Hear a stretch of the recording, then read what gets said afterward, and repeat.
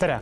Mina olen Juhan Koppel, Rakett 69 teadustoimetaja ja selgitan teile, kuidas ehitada nende kahe postamendi vahele telliskividest silda.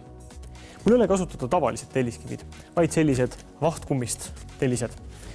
Nad on küll palju kergemad, kuid täidavad oma funktsiooni, on kandilised ning hoiavad küllaltki hästi kuju. Kui hakkan nüüd nende tellistega siit näiteks niimoodi silda üle ehitama, siis alguses tundub seis väga hea olevat. Mis see siis teisele poole jõuda on? Aga niipea, kui lisada siia liiga palju kive, kukub see asi ümber. Seda seepärast, et need telliskivid ei ole siin kuidagi kinni. Ja selleks, et vältida ümber kukkumist, peab teisele poole panema mingisuguse vasturaskuse. Seega, seda moodustist tuleb ehitada kahele poole.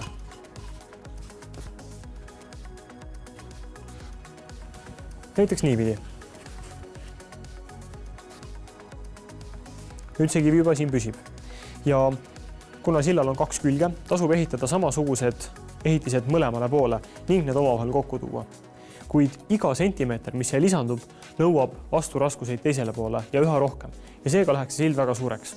Kuid see on võistlus ja meil on kiire. Seega tuleb rakendada rohkem kavalust. Võtan eeskuju päriselust. Ehk olete näinud telliskividest võlve. Need on sellised moodustised, millega ukse kohal näiteks pannakse kive niimoodi nurga alla järjest üksteise kõrvale. Ja sedasi tagatakse, et selle võlvi peale minev raskus surutakse äärtele laiali. Proovime midagi samasugust ehitada. Paneme telliskivid lihtsalt lapiti ning teeme siia ühe torni. Ja samasuguse torni laon ka teisele poole.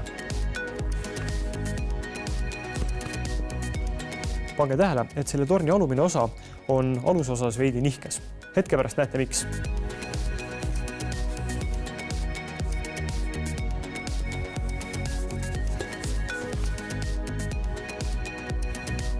Ja nüüd ongi see kavaluse koht. Võin tornist kinni võtta ning seda kallutada. Nüüd ongi abiks sellest, et see alumine osa veidi nihkes on. Ja kui nüüd torni kallutan, siis viltu pannes jääb see sedasi püsima, sest tellised hoiavad üksteist sirgu ning ma võin küllaltki õrnalt sedasi toida, samas kui torn ei kuku kokku. Toon teise torni siia vastu.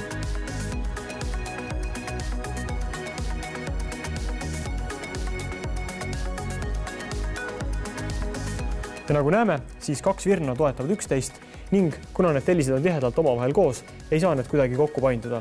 Kohe näitan miks. Siin on kaks tellist, millega demonstreerida.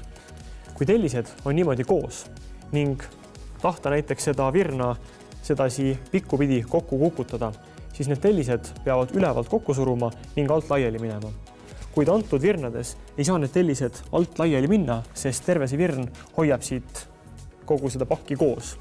Ehk siis need tellised ise oma raskusega hoiavad ennast koos ja seetõttu on meil ehitatud väga primitiivne võlv. See koosneb hetkel 20 tellisest, kuid alati saab ju ka veel lihtsamalt. Võtame need tellised eest ära.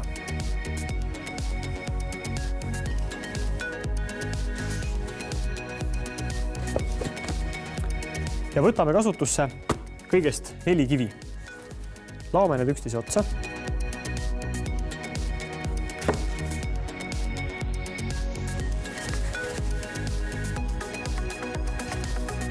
Ning kallutame selle torni teisele poole.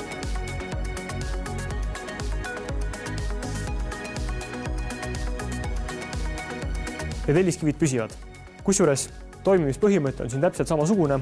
Nimelt, need kivid tahaksid küll alla kukkuda, aga alla kukkudes peaksid nende otsad rohkem laiali minema ja selle silla otspunktid lihtsalt hoiavad neid tellisid omavahel koos.